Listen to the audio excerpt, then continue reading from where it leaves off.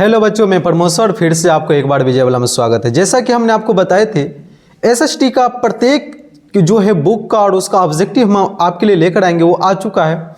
इससे पहले ना आपको जो है हमने इतिहास का फर्स्ट चैप्टर सेकेंड और थर्ड तक जो है उसका ऑब्जेक्टिव हमने करा चुके हैं।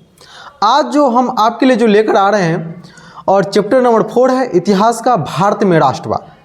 चलिए उसको हम स्टार्ट करने से पहले जो है इस चैप्टर की जो थ्योरी पॉइंट है उसको हम समझने की कोशिश करें, तब जाकर के हम एक एक करके इसका ऑब्जेक्टिव हम समझेंगे। चलिए यहाँ पर हम आपको बता दें इतिहास का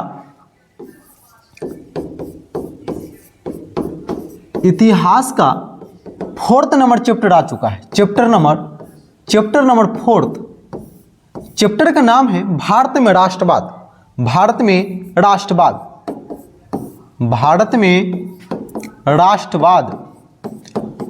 हम आपको बता दें से भारत में राष्ट्रवाद, इसमें हमको पढ़ना क्या है, हमको इसमें पढ़ना है भारत की आज़ादी कैसी हुई, भारत की जो है कौन कौन से मुसीबत के सामना करना पड़ा, भारत में जो है कौन कंपनी आई, ये कंपनी कब आई, कब तक रही, हम इसके बारे में जो है अच्छी तरह से इस चैप्टर में जो है हम पढ़ने की कोशिश करेंगे। और चैप्टर के नाम है भारत में राष्ट्रवाद। उससे पहले आपको बता दें राष्ट्रवाद के जो परिभाषा हमने जो है नेक्स्ट वीडियो में आपके लिए जो है हमने इसका जो है इंट्रोडक्शन दे चुके हैं, राष्ट्रवाद क्या होता है। और फिर से एक बार जो है इसको हम समझा दें। अगर हम राष्ट्रवाद को जो है अलग करते हैं, संधि विच्छेद करते हैं, तो राष्ट्र जोड़ वाद आता है।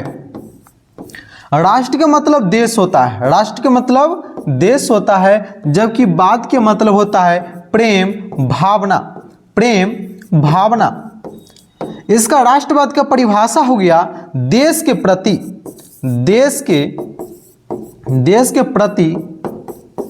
प्रेम भावना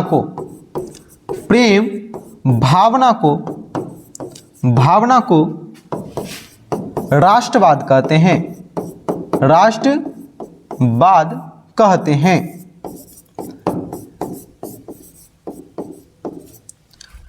देश के प्रति प्रेम भावना को हम राष्ट्रवाद कहते हैं। और इसमें हम सिर्फ पढ़ेंगे भारत के राष्ट्रवाद। हमने इससे पहले यूरोप में राष्ट्रवाद जो है पढ़ चुके हैं, इटली का एकीकरण, जर्मनी का एकीकरण, हमने इसके बारे में जो है इसके पीछे के जो वीडियो है उसमें हम आपको बता चुके हैं। इसमें जो है ये 4था नंबर चैप्टर है और इतिहास का जो है ये भारत का इतिहास है। इससे पहले जो भी हम पढ़े थे वो विश्व के इतिहास के अंतर्गत आते थे। जो हम पढ़े थे फर्स्ट चैप्टर, सेकेंड चैप्टर और थर्ड चैप्टर वो विश्व के इतिहास था। आज जो है भारत का इतिहास है। तब भारत के इतिहास में जो हम आपको पढ़ाएंगे, भारत का इतिहास जो है भारत में राष्ट्रवाद, चैप्टर का नाम है भारत में राष्ट्रवाद। चलिए हम स्टार्ट करते हैं। जैसा कि आपको पता है से भारत में जो है सबसे पहले जो विदेशी व्यक्ति आया था, विदेशी लोग जो आया था वो व्यापार करने के लिए आया था, वो आया था Vasco D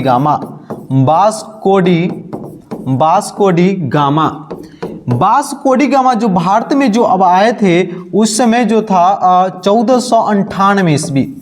Vasco D gamma Bharat में कब आए थे? तो 1498 ईस्वी में। वास्को डी गामा जो है भारत में कब आए थे? तो 1498 ईस्वी में। ये कहाँ के वास्को डी गामा थे? तो ये पुर्तगाल के थे। वास्को डी गामा जो है पुर्तगाल के थे। तो यहाँ से क्वेश्चन बनता है वास्को डी गामा भारत में कब आए थे? तो 1498 ईस्वी में। इसलिए वास्को डी गामा को जो है भारत का जो है खोजकर्ता भी कहा जाता है, क्योंकि वास्को डी गामा जो है समुद्री मार्ग से प्रथम जो है पुर्तगाली आने वाले थे और प्रथम व्यक्ति था ये व्यापारी।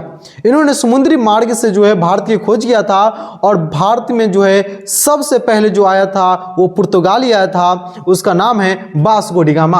वास्को डी गामा जो आए थे व्यापार करने के लिए आए थे और भारत के जो है केरल राज्य, केरल में जो है केरल जो है समुद्री तट पर जो है ये सबसे पहले जो है ये आए थे।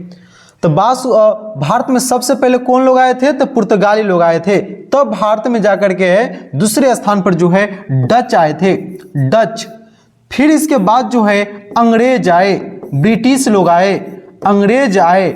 फिर इसके बाद जो है फ्रांस आए, फ्रांसीसी लोग जो है भारत में आए। ऐसे ऐसे करके जो है भारत में जो है अनेक देश से अनेक लोग जो है आना स्टार्ट किए और व्यापार के माध्यम से आना स्टार्ट किए। फ्रांसीसी सबसे लास्ट में आए और सबसे लास्ट में भी यहाँ भारत छोड़कर गए थे। अब आपको बता दें 1498 में जो सबसे पहले वास्को डी गामा आया था, इसके बाद जो है डच आई थी और इसके बाद जो है अंग्रेज आए थे, ब्रिटेन आए, ब्रिटिश लोग आए थे और इसके बाद जो है ब्रिटिश लोग में जो है इंग्लैंड जो है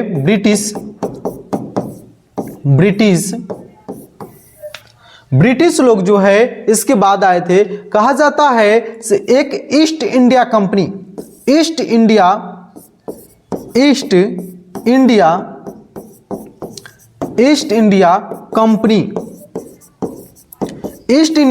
की जो स्थापना जो हुई थी ये हुई थी 16 ईस्वी में। कब हुई थी? 1600 ईस्वी में। ईस्ट इंडिया कंपनी का स्थापना कब हुई थी? तो 1600 ईस्वी में हुई थी। और जब ये ईस्ट इंडिया कंपनी जो भारत में आई थी, ये जो है 1600 ईस्वी में इनकी स्थापना हुआ और 1600 ईस्वी में भारत आई थी और 1600 ईस्वी से लेकर के 1858 ईस्वी तक भारत में जो है ईस्ट इंडिया कंपनी का राज रहा। हम एक एक करके इसके बारे में जो है पॉइंट को हम समझने की कोशिश करते हैं। चलिए, इसका जो क्वेश्चन है, फर्स्ट क्वेश्चन यहां से बनता है, ईस्ट इंडिया कंपनी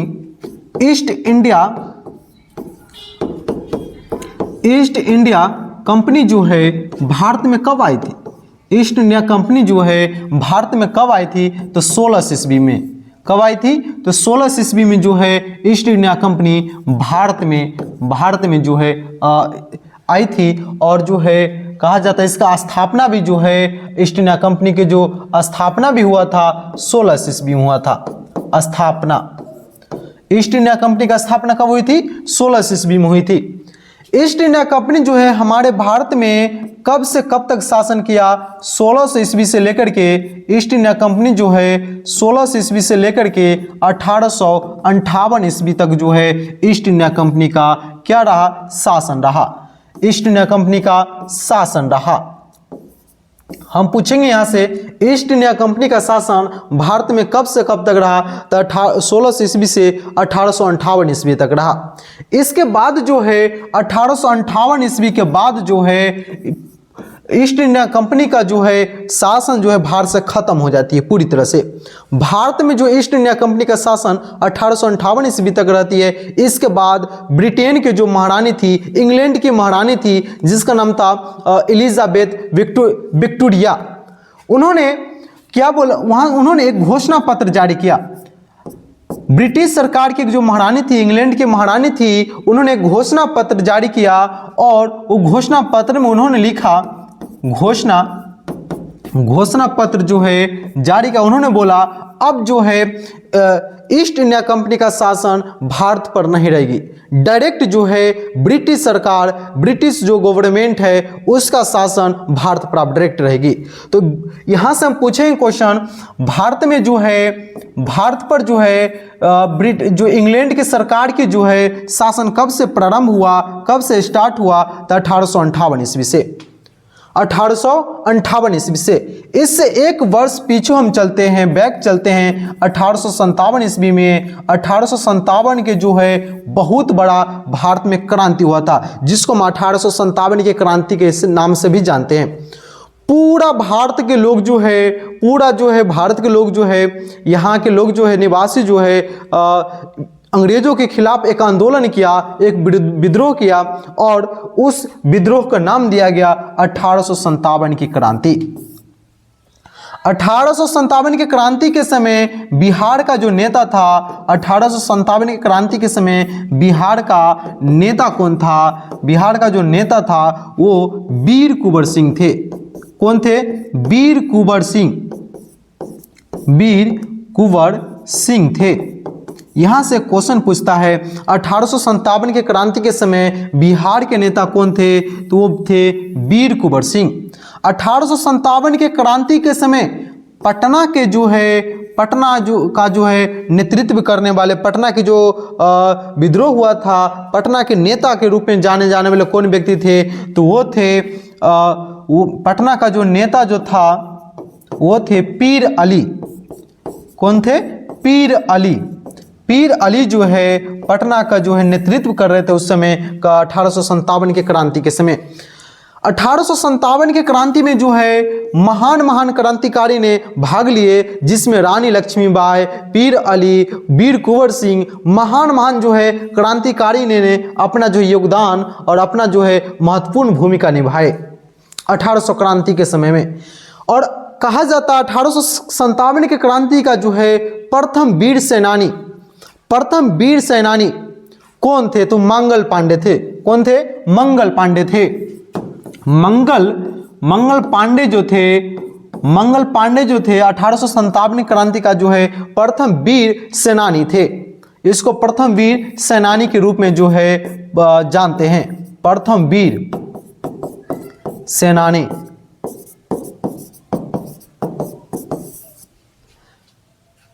1857 क्रांति के बाद जो है इस क्रांति को बुरी तरह से अंग्रेजों के द्वारा दबा दिया गया और 1858 ईस्वी में भारत पर जो है इंग्लैंड का पूरी तरह से कब्जा हो जाती है। इंग्लैंड के सरकार का, जो ब्रिटेन के सरकार का जो है पूरी तरह से भारत में कब्जा हो जाती है। इसके दौरान जो है इसके बीच में क्या हुआ हम एक एक पॉइंट करके आगे हम बता रहे हैं। तब तक कि हम आगे जो है इसका ऑब्जेक्टिव हम स्टार्ट कर देते हैं। चलिए देखिए, हम इस चैप्टर में जो है सिर्फ आपके लिए जो है हम ऑब्जेक्टिव लेकर आए हैं, ओनली ऑब्जेक्टिव, जो कि जो है मस्ट वीवीआई रहेगी, ऑब्जेक्टिव रहेगी। 2025 के लिए जो है बहुत ही मस्ट और बहुत ही जो है इंपॉर्टेंट क्वेश्चन रहने वाली है इस चैप्टर से। और इस चैप्टर से जो भी हम बताएंगे उससे अधिकांश क्वेश्चन जो है इस बार आने के बहुत ही ज़्यादा चांसेस रहेगी। चलिए हम इसका जो है क्वेश्चन स्टार्ट करते हैं।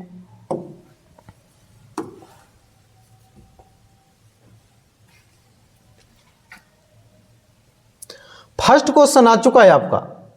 फर्स्ट क्वेश्चन जो है आ चुका है।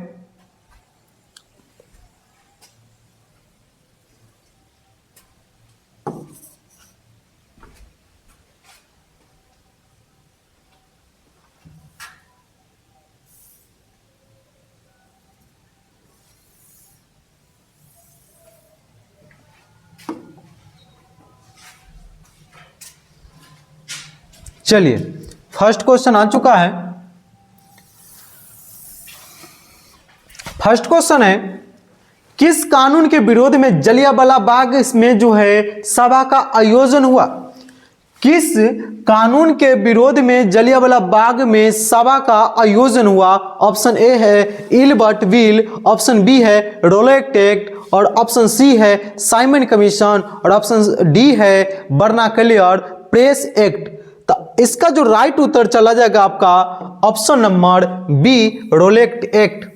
Option number B Rowlatt Act. Jallianwala Bagh का जो हत्याकांड हुआ था, जलियांवाला बाग का जो हत्याकांड हुआ था 13 अप्रैल 1919 ईस्वी को हुआ था। 13 अप्रैल 1919 ईस्वी को है जो है जलियांवाला बाग का हत्याकांड हुआ। और इसका जो राइट उत्तर चला जाएगा रोलेट एक्ट के जो द्वारा जो है इस कानून के जो विरोध में जलियांवाला बाग में जो है सभा का जो है आयोजन किया गया था। और उसी समय जो है जलियांवाला बाग के हत्याकांड में सैकड़ों लोगों को जो है मृत्यु के घाट उतार जाती है और अंग्रेजों के द्वारा। चलिए नेक्स्ट क्वेश्चन है आपका, क्वेश्चन नंबर सेकेंड। ब्रिटिश सरकार ने गांधी जी को क्या उपाधि दी?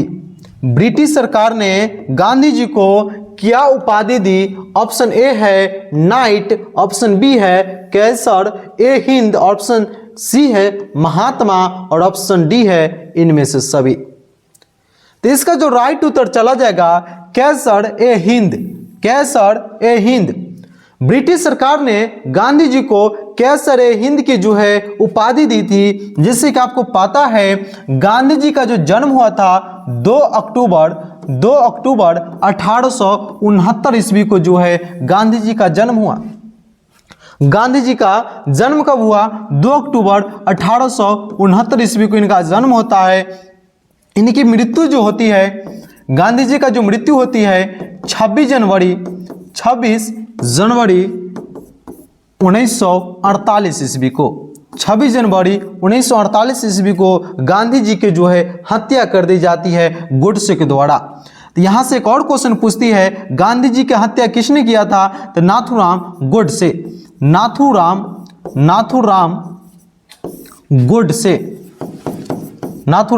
गोडसे जो है महात्मा गांधी की जो है हत्या कर देती है।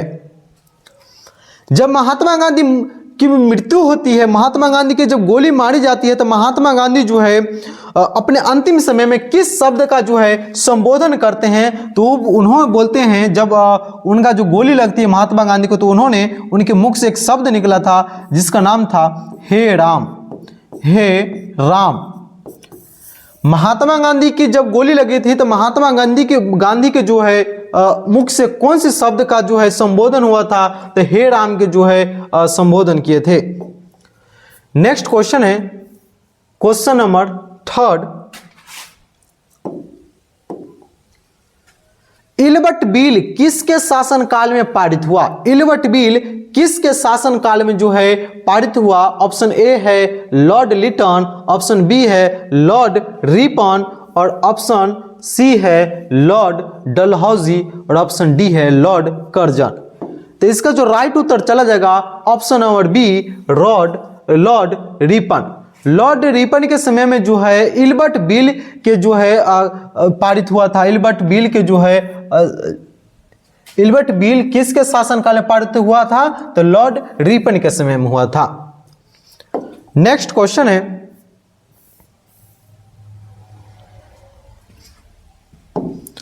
असहयोग आंदोलन का प्रस्ताव किस कांग्रेस के अधिवेशन में स्वीकार किया गया? किस कांग्रेस का अधिवेशन में जो है स्वीकार किया गया? ऑप्शन ए है नागपुर, ऑप्शन बी है लाहौर, ऑप्शन सी है लखनऊ, और ऑप्शन डी है कराची। तो इसका राइट उत्तर चला जाएगा option A Nagpur. Next question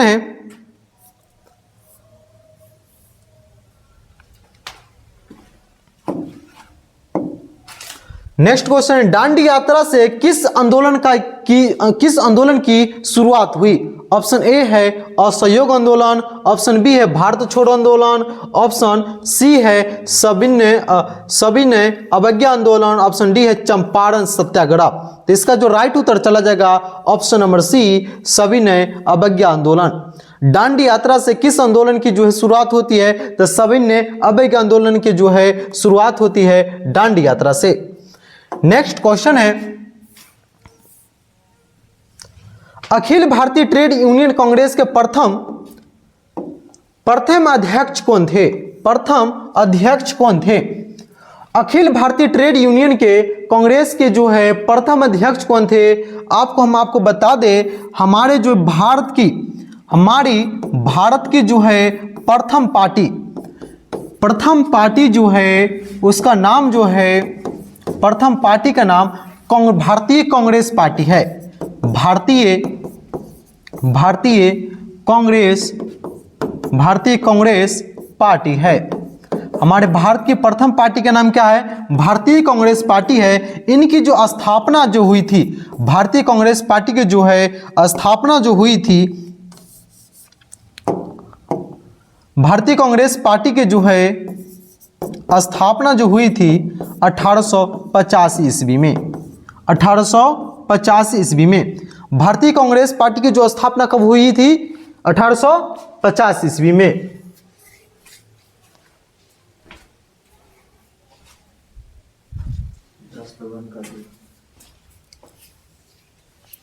चलिए इसका ऑप्शन ए है बाल गंगाधर तिलक, ऑप्शन बी है लाला लाजपत राय, ऑप्शन सी है गोपाल कृष्ण गोखले, ऑप्शन डी है सुभाष चंद्र बोस। तो इसका जो राइट उत्तर चला जाएगा option number C Gopal Krishna Gokhale. Gopal Krishna Gokhale के द्वारा जो है अखिल भारतीय ट्रेड यूनियन कांग्रेस की जो है भारतीय कांग्रेस के जो है प्रथम जो है अध्यक्ष थे लाला गोपाल कृष्ण गोखले जी। चलिए नेक्स्ट क्वेश्चन है आपका